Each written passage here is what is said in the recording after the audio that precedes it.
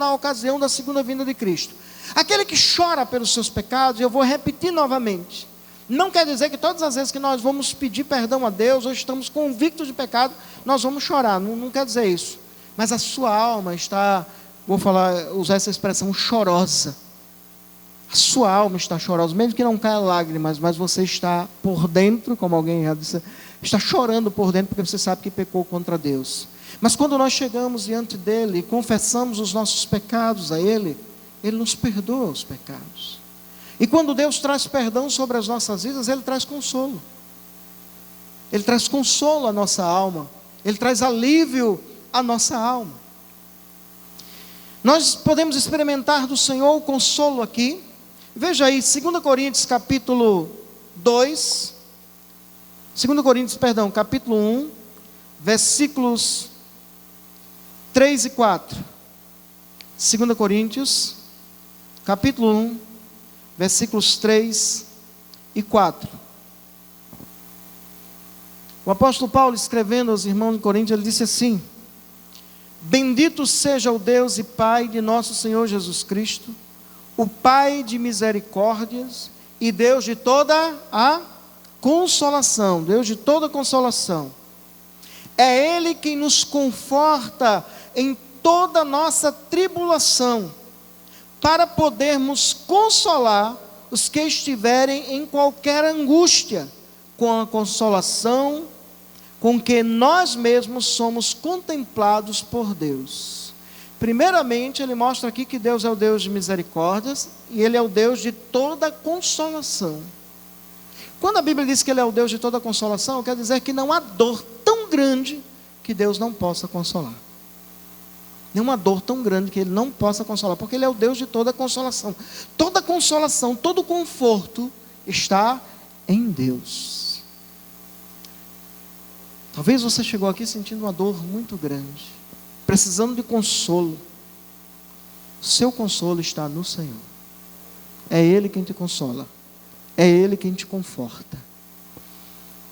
Mas ele vai adiante e diz assim: é Ele que nos conforta em toda a nossa tribulação. Aqui ele dá um testemunho, falando dele, daqueles que estavam com ele também, como Timóteo, que passavam por muitas lutas, por muitas tribulações, e eram confortados por Deus, e eram consolados por Deus. E ele estava dizendo assim: olha, Ele que nos conforta em todas as nossas tribulações, Ele nos usa também para consolar a outros que estejam passando por qualquer angústia. É interessante, irmãos, como Deus usa o sofrimento não só para nos ensinar, não só para trabalhar na nossa vida, mas também para sermos bênção na vida de outras pessoas. Também para sermos instrumentos de Deus para que outras pessoas sejam consoladas. O Evangelho, irmãos, é aquele que compartilha. Não fica algo isolado quando as pessoas, eu vou para a igreja para buscar a minha bênção. Eu vou para a igreja para... eu quero que Deus responda a isso, sem olhar para os outros, sem olhar para aqueles que estão do nosso lado, para a dor do outro. Isso não é Evangelho, não. Isso não tem nada a ver com o Evangelho. Evangelho, sim, experimentamos as bênçãos de Deus, mas Deus nos abençoa para sermos bênção na vida de outras pessoas que sofrem, que passam por angústias, e Deus nos consola, nos conforta, para nós irmos e confortarmos a vida de outros que estão passando por muitas angústias, diversas angústias, como ele diz aqui, qualquer angústia, com a consolação com que nós mesmos somos contemplados por Deus. A fonte é Deus. A fonte não é um pastor, a fonte não é um irmão, não é a irmã, não, a fonte é Deus. Mas Ele quer usar as nossas vidas para trazer consolo, para trazer conforto à vida de outras pessoas. Por isso, irmãos, que nós está sempre alertas para consolar pessoas. Você sabe que alguém está passando por um momento difícil? Ora por ele. Se você puder, liga para ele, dá uma palavra, ora com ele no telefone. Chega para aquela pessoa: meu irmão, posso orar com você? Vamos orar aqui, vamos. Isso é tão reconfortante. E como Deus usa isso, irmãos, para poder confortar, e tendo a oportunidade de estar presencialmente com a pessoa. Estamos vivendo um tempo bem diferenciado, atípico, mas tendo a oportunidade de estar presente também, podemos consolar a vida de outras pessoas. Então Deus nos consola aqui, quando Jesus disse, bem-aventurados os que choram porque serão consolados, não está falando somente da eternidade, mas também está falando aqui. O choro pode durar uma noite, mas a alegria vem ao amanhecer. Ele está falando de consolo aqui também. Agora, para terminarmos aqui, quando ele diz, porque serão consolados, está falando, irmãos, também da ocasião da segunda vinda de Cristo, quando nós nos encontrarmos com o Senhor, quando nós passarmos a herdar a vida eterna juntamente com todos os salvos, aí a gente vai ver o que a palavra do Senhor nos diz em Isaías. Veja aí, Isaías capítulo 25, versículo 8, Isaías capítulo 25, versículo 8, depois Apocalipse capítulo 21, versículo 4. O Apocalipse capítulo 20, Isaías capítulo 25, versículo 8, que diz assim, tragará a morte para sempre, e assim enxugará o Senhor as lágrimas de todos os rostos, e tirará de toda a terra o opróbrio do seu povo, porque o Senhor falou. Esse texto aqui é um texto, irmãos, profético, escatológico, que Isaías, cerca de 700 anos antes da vinda de Jesus, já estava falando sobre o que João falou mais adiante, o que o apóstolo João falou mais adiante. E em Apocalipse capítulo 21, versículo 4, diz assim, e lhes enxugará dos olhos toda lágrima, e a morte já não existirá, não haverá luto, nem pranto, nem dor, porque as primeiras coisas passaram. Aqui será a consolação completa e para sempre. Aqui não vai haver mais dor. Aí a pergunta que a gente pode fazer é, será que lá no céu a gente vai chorar? Será que nós vamos chorar quando estivermos lá no céu? Eu acredito que sim, irmãos. Nós vamos chorar. Mas não mais lágrimas de dor. Nunca mais. Mas lágrimas de alegria. Porque nós podemos chorar de alegria também. De alegria eterna na presença de Deus. Quando nós chegarmos lá, nós não vamos deixar de sermos seres humanos. Será que nós vamos sorrir no céu? Claro que sim. Nós vamos nos alegrar no céu? Sim. Nós vamos entristecer no céu? Não. Nós vamos chorar? Sim. Choro de alegria. Choro de alegria é maravilhoso. Choro de alegria é bom demais. E esse choro, eu creio que sim.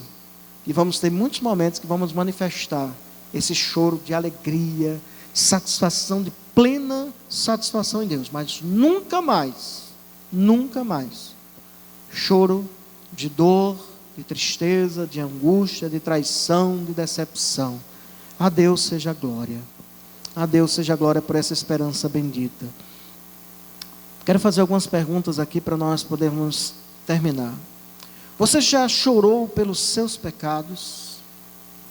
Você é uma pessoa que chora pelos seus pecados? Isso é uma prática que você tem na sua vida? Qual o motivo de suas lágrimas? Geralmente, quais são os motivos das suas lágrimas? Só Deus pode trazer a verdadeira consolação pelo perdão e pelo socorro dele em nossas vidas. Vamos orar, vamos ficar de pé.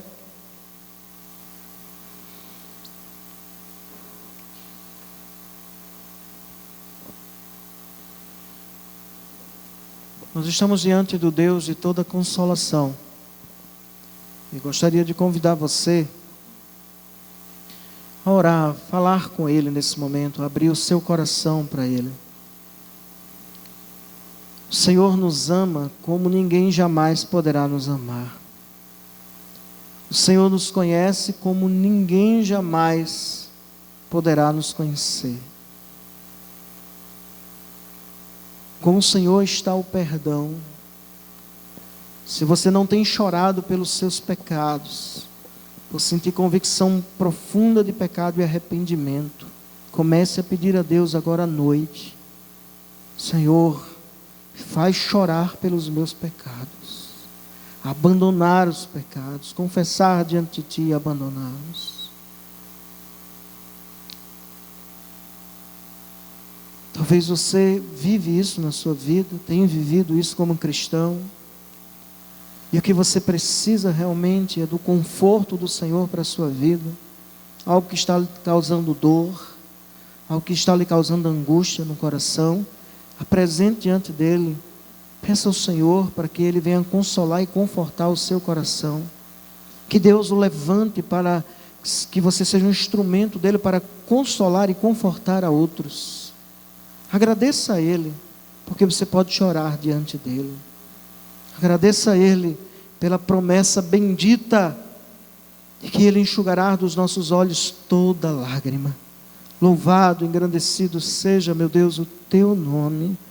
Glórias sejam dadas a Ti, Senhor. Glórias sejam dadas a Ti pela Tua palavra. Deus, tem misericórdia de nós, que venhamos, Deus, chorar pelos nossos pecados, chorar de arrependimento diante de Ti. Temos essa atitude, Deus amado, que Pedro teve de chorar amargamente pelo seu pecado diante do Senhor. Nos ajuda a expressar, ó Deus, os nossos sentimentos, Senhor, como o apóstolo Paulo também, diante do que ele passava, ele chorou diante do sofrimento, diante das provações, ele chorou, e isso ele pôde relatar tranquilamente diante do Senhor. Deus amado, cura, Deus amado, as feridas, os traumas de pessoas que têm chorado, Deus amado, e muito diante de tantas situações, feridas que ainda estão abertas e que causam tanta dor. Que o Teu Espírito Santo venha consolar, que o Teu Espírito Santo venha trazer conforto a esse coração, alívio a esse coração, para louvor do Teu nome, para louvor do Teu nome. Glórias sejam dadas a Ti, porque o Senhor nos conhece profundamente, completamente. O Senhor sabe quando a mulher chora e o seu marido não percebe, quando a mãe chora e os seus filhos não veem, quando os filhos choram, os seus pais não percebem as suas lágrimas, a sua dor. Mas Tu és o Deus de toda consolação. Ao Senhor seja glória. Recebe a nossa gratidão pela Tua palavra, no nome poderoso de Jesus. Amém. Vamos repetir juntos o versículo? Bem-aventurados os que choram, porque serão consolados. Mateus, tem que dizer o endereço também, né? Mateus capítulo 5, versículo 4. Está ali? Ficou fácil demais, né? Mas memoriza esse texto, né? Que o Senhor nos ajude a memorizarmos e a vivermos para a glória do nome dEle.